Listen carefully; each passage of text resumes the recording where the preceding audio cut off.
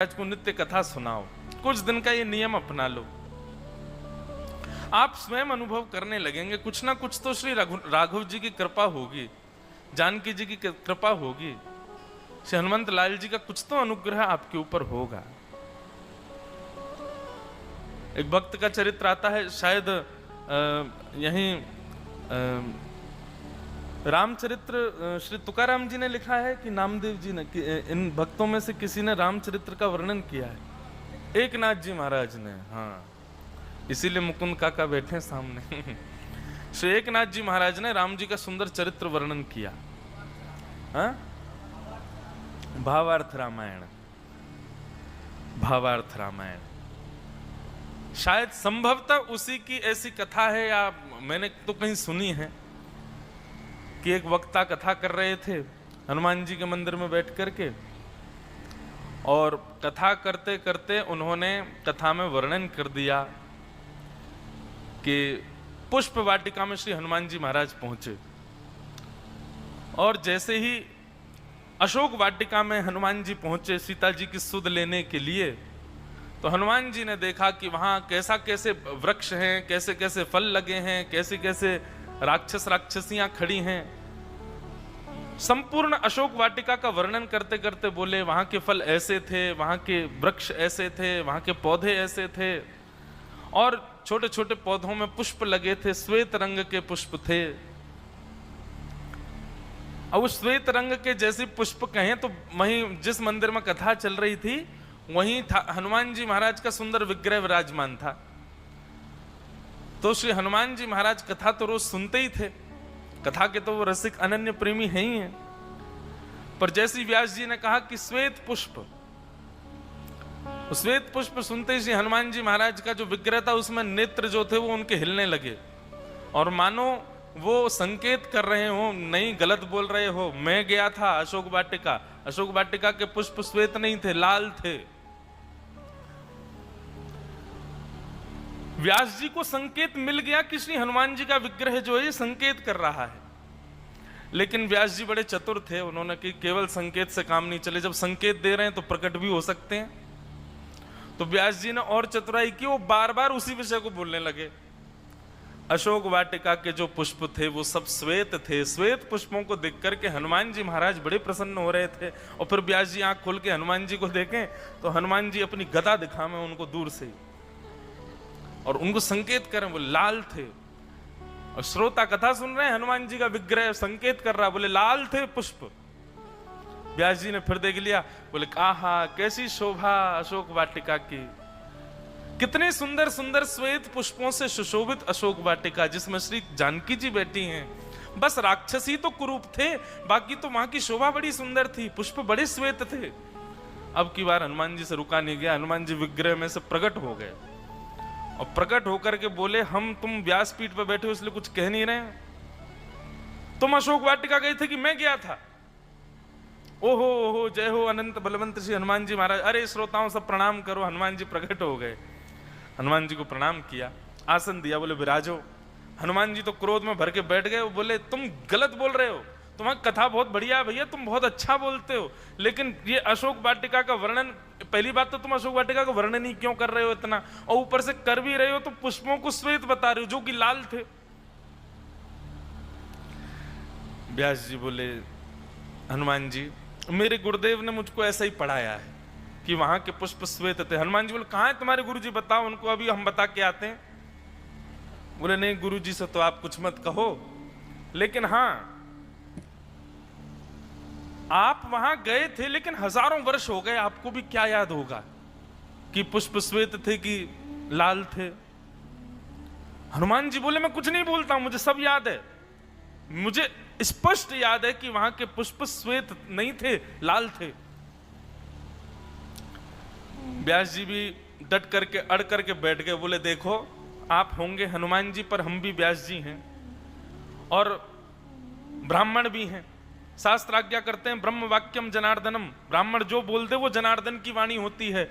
मान लिया कि आप अशोक वाटिका गए थे, वहां के पुष्प लाल थे, लेकिन अब मैंने व्यासपीठ से श्वेत बोल दिया है तो अब वो श्वेत ही हो गए होंगे, अब वो श्वेत ही रहेंगे क्योंकि मैं व्यास हूं।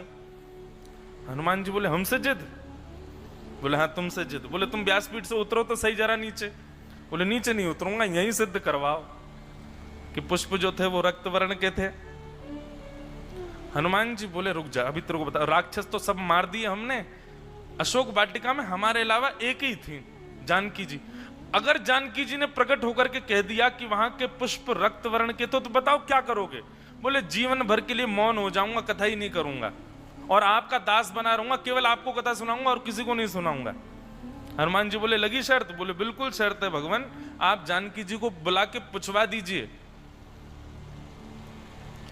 हनुमान जी बोले यार तुम भी विचित्र व्यासो हैं, इतनी बड़ी रिस्क लेना चाह रहे हो लेकिन हमारी बात नहीं मान रहे हो। और नहीं आप जानकी जी को बुलाओ ना। हनुमान जी महाराज बोले फंस तो हम गए हैं, अब जानकी जी अकेली तो आएंगी नहीं, जानकी जी आएंगी तो साथ में रघुनाथ जी आएंगे, और रघुनाथ जी और जानकी जी आएंगी तो संग में रक्षा के लिए लक्ष्मण जी भी पधारेंगे, और लक्ष्मण को जाता देख भरत जी कहेंगे मुझे क्यों छोड़ जा रहे हो, वो भी आएंगे, और संपूर्ण राम दरबार को ही आना पड़ेगा। लेकिन कोई बात नहीं, हमारी बात तो सिद्ध हो जाएगी। लेकिन मनी मन व्यास जी मन में सोच रहे थे कि हैं तो हनुमान जी ही सत्य, पर ऐसी जिद भी तो करनी है जिससे राम दरबार का दर्शन हो जाए। वो भी लगे पीछे, बोले बुलवाओ सीता जी को। हनुमान जी बोले यहीं बैठे रहो, हम अभी आते हैं। हनुमान जी महाराज दौड़ करके गए और जाकर के साकेत धाम में विराजमान सियावर रामचंद्र भगवान के चरणों में प्रणाम किया। सीता जी बोली बड़े हाँफते हुए आ रहे हो भैया, क्या बात है हनुमंत जी, इतने परेशान क्यों? बोले आप जल्दी चलो, हमारी गवाही देनी है आपको।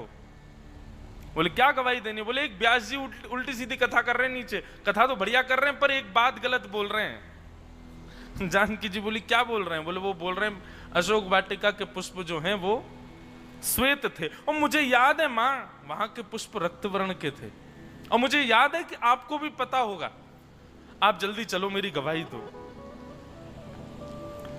जानकी जी भी मुस्कुरा गई, प्रसन्न हो गई। जानकी जी उठी तो श्री रघुनाथ जी भी संग हो लिए, भरत जी लक्ष्मण जी, संपूर्ण राम दरबार कथा के मध्य में प्रकट हो गया महाराज। व्यास जी के तो नेत्र सजल हो गए, सब श्रोता दंडवत प्रणाम करने लगे। व्यास जी तो कुछ बोले ही नहीं, बस नेत्रों से आंसू बहाए रोते रहे। हनुमान जी बोले ये भावुकता बाद में ले आना, पहले मेरी बात वो सिद्ध करवाओ। जो वहां के पुष्प थे वो रक्त वर्ण के थे, लाल थे। मातृश्री आप इनको बता दीजिए, ये 2 दिन से कथा में एक ही बात बोलते हैं कि अशोक वाटिका के पुष्प जो थे वो श्वेत थे, आप बता दो कि वो रक्त वर्ण के थे। जानकी जी अपने आसन पर बैठे बैठे बोली हनुमान जी व्यास जी गलत नहीं बोल रहे हैं, ये बिल्कुल सत्य बोल रहे हैं, अशोक वाटिका के पुष्प श्वेत ही थे, रक्त वर्ण के नहीं थे। हनुमान जी बोले मैया आप भी इनका पक्ष ले रही हो? अरे मुझे स्पष्ट याद है कि वहां के पुष्प रक्त वर्ण के थे, लाल लाल थे, मैं कैसे भूल सकता हूं? और आप कैसे इनकी हाँ में हाँ मिला रही हो? ठीक है व्यास जी हैं, अच्छी बात है, इनका पक्ष लेना चाहिए, पर अभी तो मेरी लाज बचाइए। जानकी जी उठ खड़ी हुई, हनुमान जी के सिर पर जाकर के अपना वरद हस्त रखा और कहने लगी, बोले देखो हनुमंत, वहां के पुष्प श्वेत वर्ण के ही थे, पर श्री रघुनाथ जी के कार्य के लिए आप लंका आए थे तो पहले से ही आप में थोड़ा क्रोध भर गया था, और राक्षसों के बीच में हमको बैठा देख आपका क्रोध चरम स्थिति में पहुंच गया, जिसके कारण आपके नेत्रों का वर्ण रक्त हो गया, और उसी कारण से आपको श्वेत पुष्प भी रक्त वर्ण के दिखाई दे रहे थे। पर वास्तविकता में ये व्यास जी सही कह रहे हैं, अशोक वाटिका के पुष्प जो थे वो श्वेत वर्ण के ही थे। हनुमान जी महाराज तो हार गए, व्यास जी ऊपर उछलने लगे, बोले देखो हम कह रहे थे श्वेत वर्ण के पुष्प हैं। क्या कह रहे हैं दादा? समझ सुनाई नहीं दे रहा। दादा कुछ सुनाएंगे कथा में, माइक दो।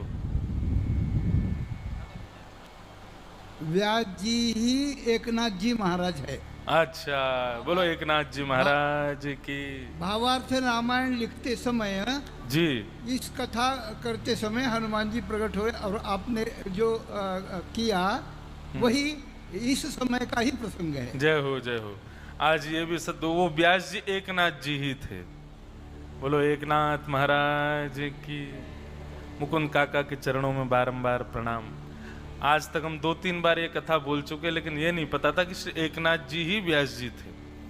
उन्हीं की कथा में श्री हनुमान जी प्रकट हुए।